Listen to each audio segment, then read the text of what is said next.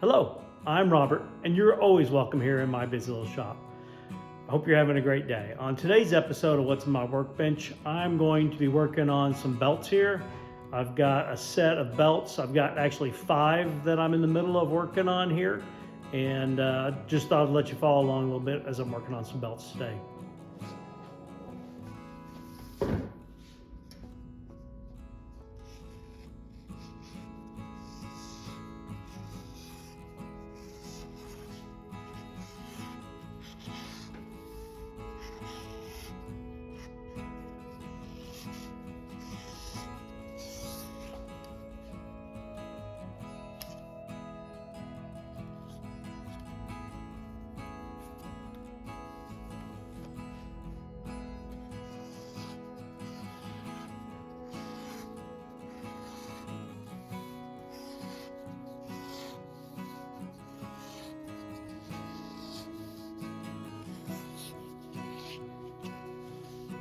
Sam, this is your belt I'm working on now.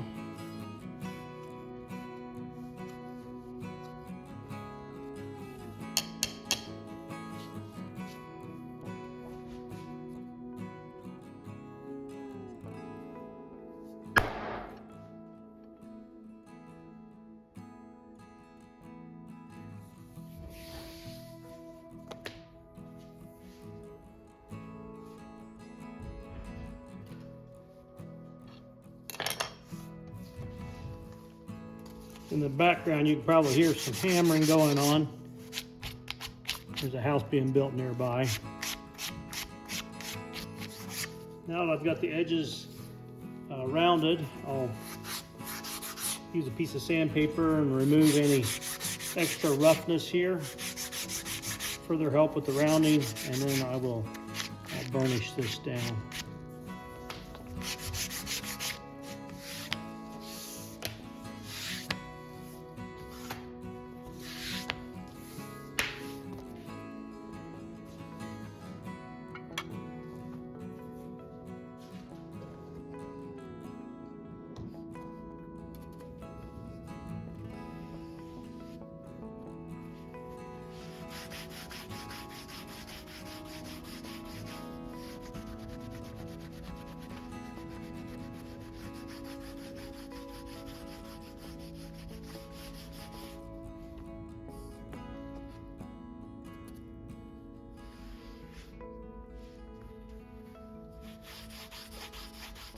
After I have the belt rounded over, then I will use sandpaper like I did, remove a little bit of the rough feather of it, and then just a little bit of water and not a whole lot of pressure. It's more about friction and generate a little bit of heat to create that burnish.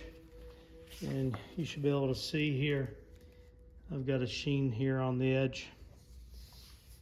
Then I'll come back through and touch up the edge with the dye to make sure it's a nice solid finish, and we'll put Resling on the belt after that.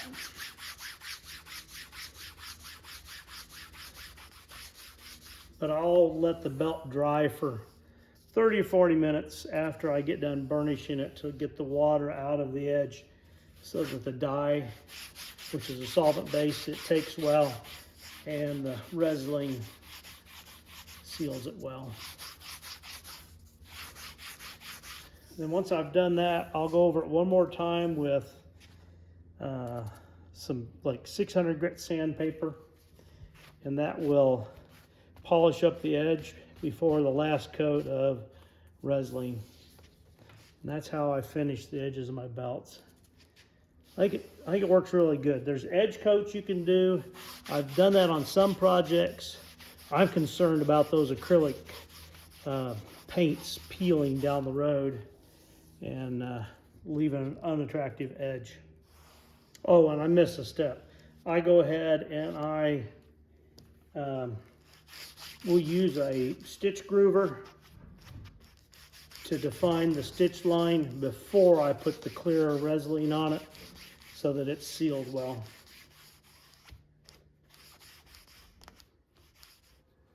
I'm going to go ahead and do that stitch groove now. Show you how that looks.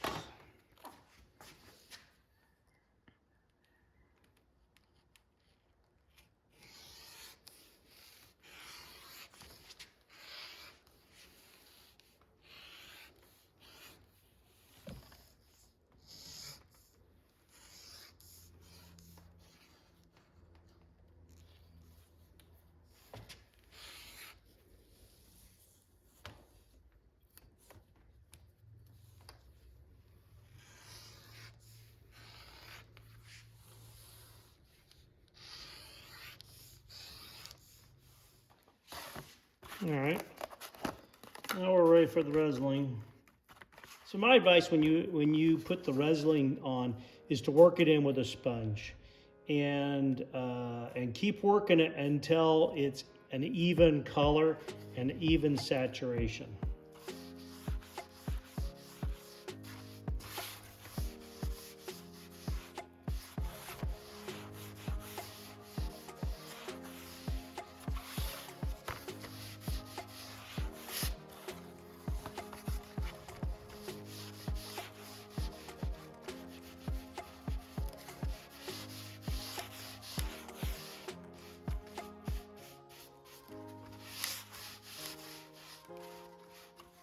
The other thing you want to do is make sure you don't leave any little bubbles behind on the surface, because they will show and it's hard to deal with those afterwards. So sometimes I'll flip the sponge over and use it to kind of wipe the bubbles free of it.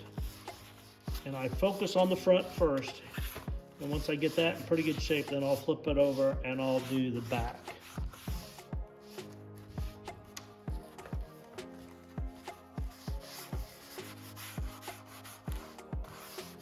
Now some of the areas where there's Resling on the cardboard here, when I flip it back over, there could be some like a little bit of water spotting on the front.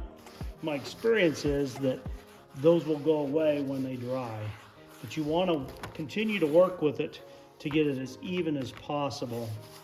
This first coat is extremely important to keep working with so that it's not streaky looking. Because if you don't get it out the first coat, you will not be able to repair that on the second coat.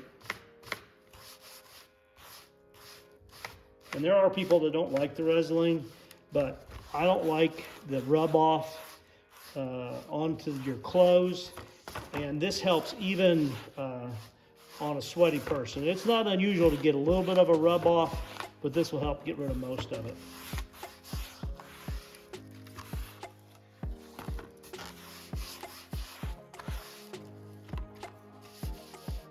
The edges are where you're most likely to get color rub off at this point, because these both sides, since I laminate 2 pieces of full grain leather on there, it seals better than it would be if the back was just the flesh rough side of the leather.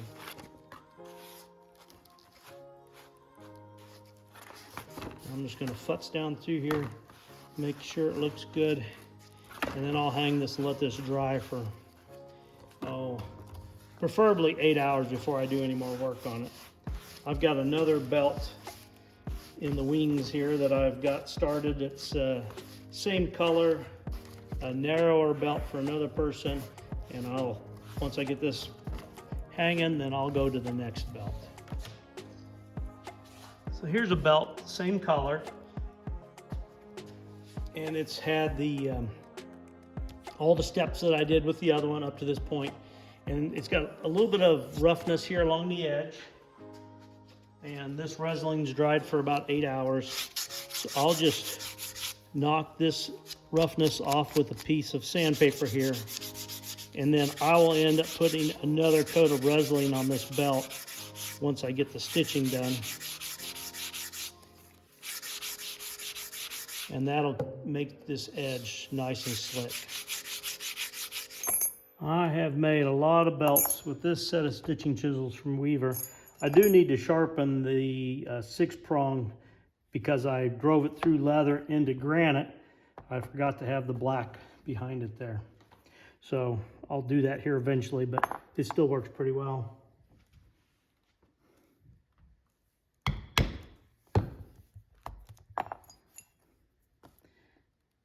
These are the 5mm stitching chisels from Weaver.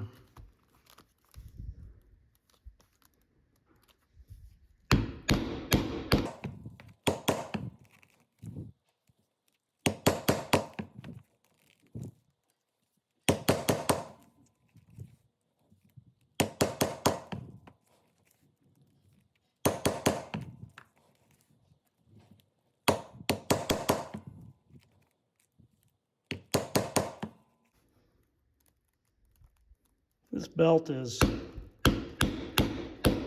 one of 3 for Barbara. She ordered 3 belts from me at the show in Colorado a week and a half ago.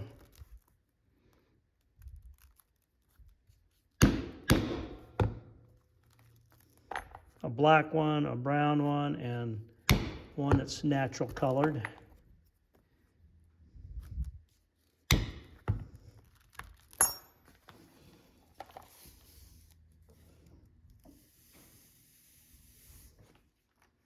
So I use a saddle stitch, and I know there's a lot of you have heard I use the Tiger Ritza thread, which is a waxed woven thread. And the saddle stitch is such a strong stitch, and really on this belt, it's probably more decorative than anything. The contact adhesive I use to put these 2 layers together make it extremely difficult to pull apart. I don't think you'd be able to pull it apart without just completely destroying the belt. So it's not like the threads are needed to hold it, but it just gives it such a nice classic look. And of course, that's what this belt's referred to as, I call it the classic. And I'll saddle stitch this all the way down.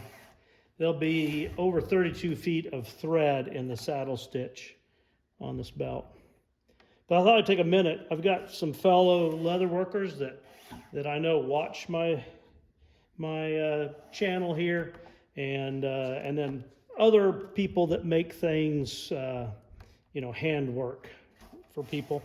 And we've got Christmas coming up, and it's going to be a busy time here. I usually get quite a few orders in around Christmas, and just want to encourage people to be realistic about how many items that you can actually make without overloading yourself and making the Christmas season not enjoyable for yourself.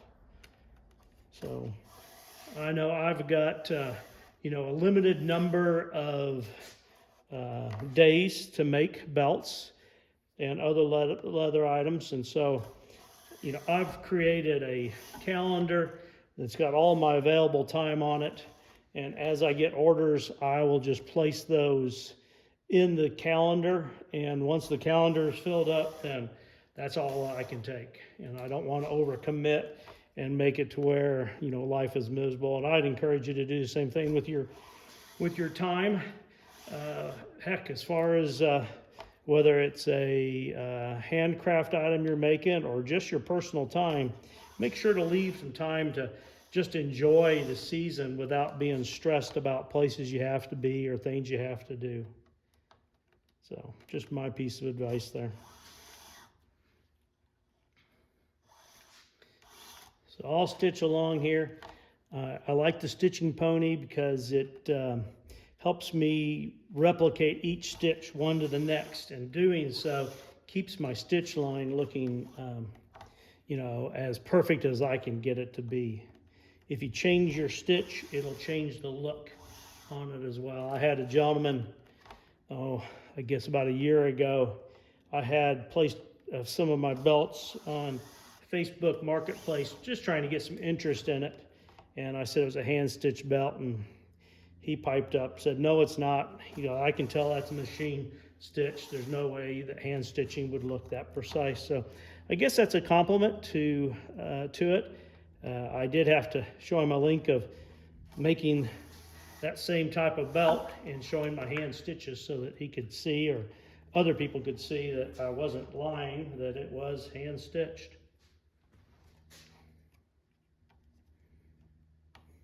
I do have a sewing machine, and I could stitch this on the sewing machine. And the length of time it took just to make the holes for the stitches in half that time I would have had it done. So some would ask, why don't I do it that way? And I really enjoy the belts. I enjoy making belts more than just about anything else. And to me, it's kind of my calling card. And at this point, I'm not going to hand stitch them. Maybe I get one day where I can't do the hand stitching and I want to do belts still, and we'll do machine stitching. But I'll make it clear at that point that it's different.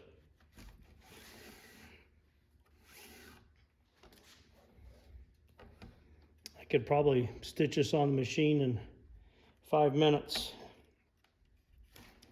And I spent 15 making the holes, so.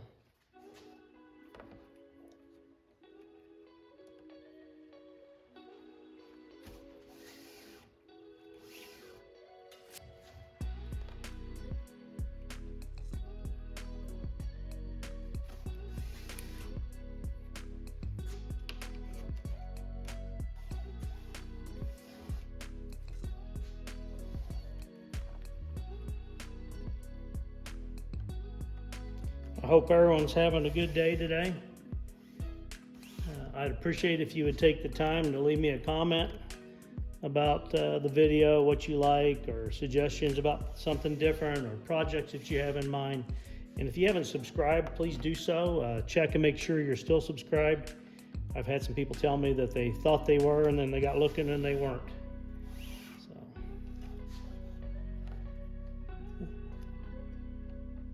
Hopefully you find my content interesting here.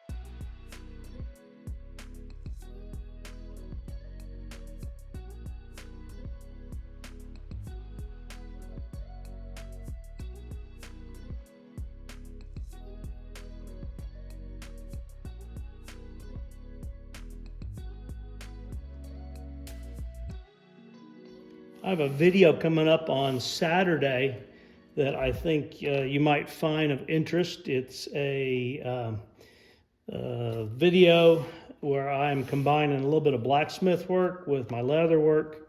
I had a gentleman do me a big favor earlier this year, and this was something that he really wanted.